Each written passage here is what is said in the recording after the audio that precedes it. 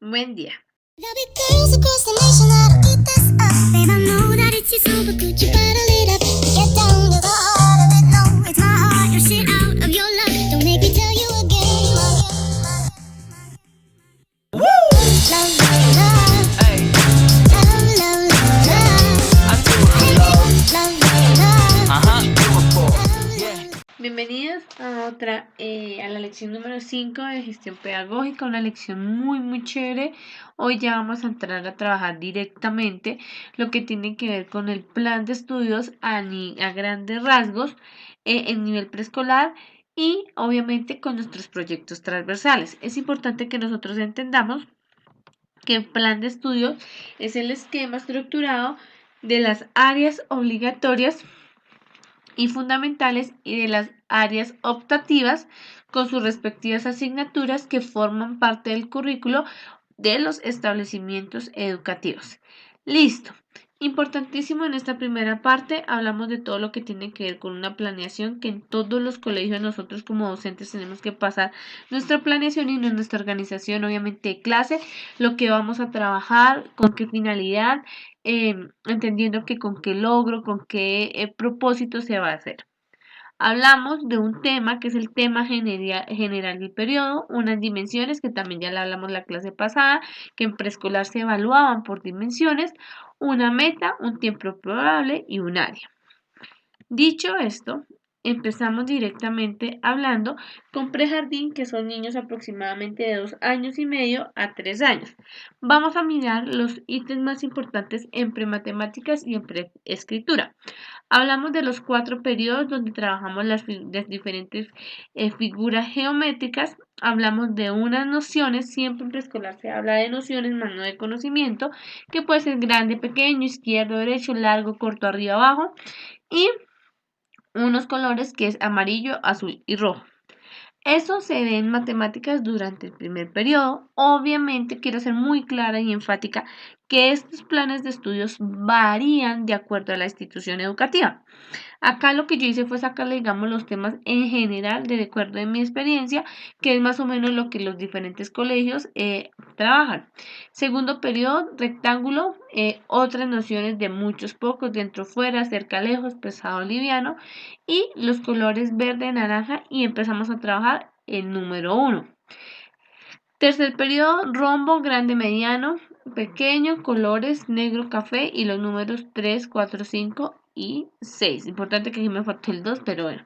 Cuarto periodo, las nociones de conjuntos, más que, menos que y los números hasta el 10. Importantísimo que nosotros entendamos que siempre, ya sea en cualquier parte, si prejardín, jardín o transición, nosotros manejamos las figuras geométricas de la mano de un color. ¿Listo? Hablamos que para prejardín de preescritura pues, se van, digamos, los niños tienen que salir identificando y escribiendo, digámoslo de esta manera, las vocales. Importantísimo, todo ya, como ya les expliqué el esquema, que se maneja mucho lo que tiene que ver con una estimulación en motricidad fina y con un manejo directamente a estimular mucho la parte de la coordinación ojo-mano.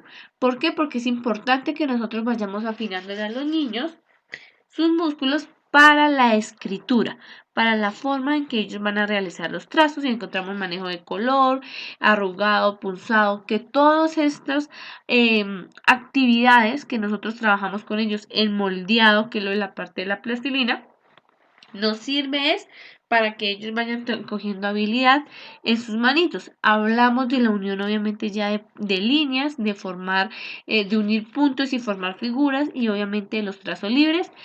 Las vocales que por lo general yo las trabajo de la más sencilla del trazo más sencillo al trazo mucho más difícil, que por lo general empiezo con la I, después UA y después IO, perdón, UA y después todo lo que tiene que ver con la vocal E, que es el trazo más difícil. De así pasamos a jardín, que es aproximadamente también de 3 años y medio a 4 años y medio. Lo mismo, ya un poquito más de contenido, un poquito más de nociones en cuanto a la parte matemática, en cuanto a las figuras, colores primarios, las nociones un poquito mucho más distinguidas y un poco más elevadas, y ya se empieza a tener un ritmo de trabajo un poco más acelerado a lo que nosotros veníamos acostumbrados a jardín. Hablamos que para el primer periodo ellos ya tienen que tener los números del 1 al 10 y las nociones o el concepto de la decena, números del 10 al 20 para el segundo periodo. Tercer periodo ya se manejan sumas y restas y números del 20 al 30, y por lo general los niños tienen que salir, entre comillas, tienen que, digamos, finalizando jardín, de acuerdo a su ritmo de aprendizaje, los niños ya tienen que haber, por lo menos, tener un poco de conocimiento en cuanto a la identificación de la secuencia de los números del 1 al 50, las sumas, y restas llevando unidades.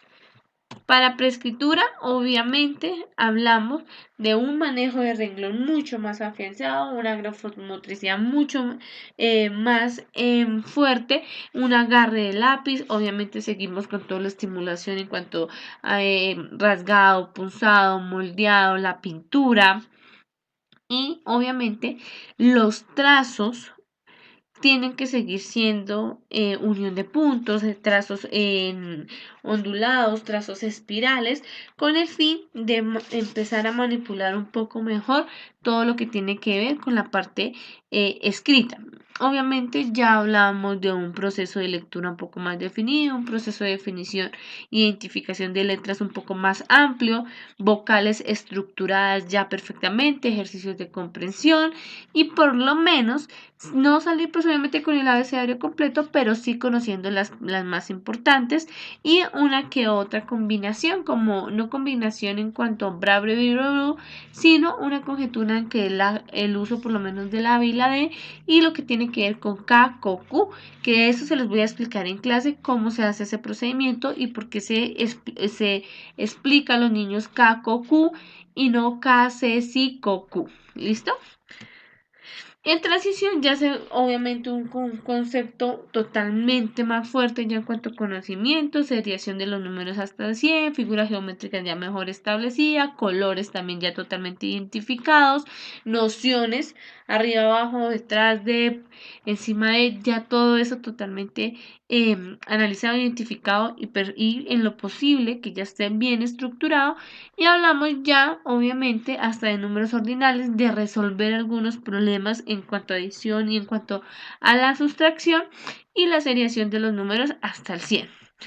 Ya para preescritura seguimos con la parte de grafomotricidad, un manejo de renglón un poco más definido, pero ya un ritmo de trabajo mucho más avanzado en cuanto a las vocales, en cuanto al abecedario, en cuanto a la lectura. Ya empezamos a mirar algún tipo de combinación para finalizar periodo, pla, ple, pli, plu, plu, bra, bre, bri, bru, bru, cla, cle, cli, clu, clu.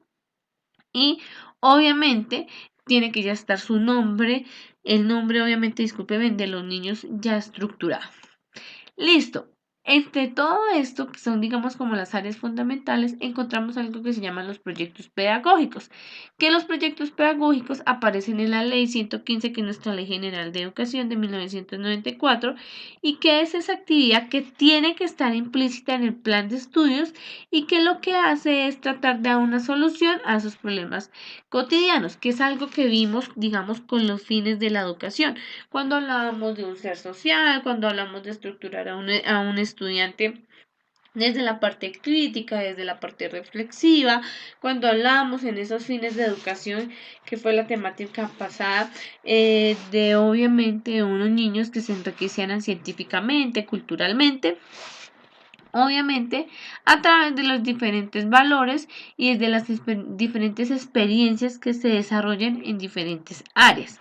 Los proyectos pedagógicos que se manejan desde preescolar se van articulando como tal se articulan desde preescolar, primaria y tienen que durar pues hasta bachillerato. Hablamos de una educación para la sexualidad y la construcción de la ciudadana, una educación ambiental y una formación de los derechos humanos. Obviamente teniendo en cuenta la integración del contexto, la transformación de las prácticas que nosotros como docentes hacemos pedagógicamente y todo lo que tiene que ver con las cualidades de los estándares y de las pruebas que hay como tal. Listo. Educación para la sexualidad, obviamente toda la parte de los derechos humanos, sexuales y reproductivos, entendiendo también a los niños y sabiéndoles hablar. Como les decía, la parte de la sexualidad nosotros la hablamos desde que ellos empiecen a identificar. Acá obviamente no se les va a hablar de temas que los niños por su edad no comprenden, como sexo o obviamente métodos de planificación como tal. No, acá se habla desde la autoestima y empezamos desde que ellos empiecen a reconocerse como niña o niño. Y desde ahí se empieza a trabajar, se trabaja desde el cuidado del cuerpo y toda la parte de la prevención, obviamente en cuanto a los abusos sexuales, pues por parte de otras personas. La educación ambiental, obviamente todo lo que tiene que ver con la responsabilidad con el medio ambiente, la parte de reciclaje, todo lo que tiene que ver obviamente cómo se respeta a la madre tierra y a la parte obviamente ambiental y la del entorno.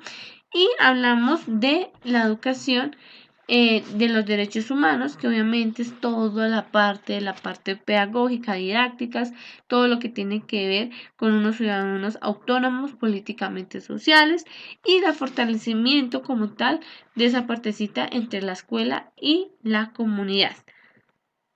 ¿Listo? Entonces, eso en cuanto a planes de estudios y los proyectos pedagógicos. Espero haya sido de su interés y los espero ahorita en clase. Muchas gracias por su atención. Feliz día.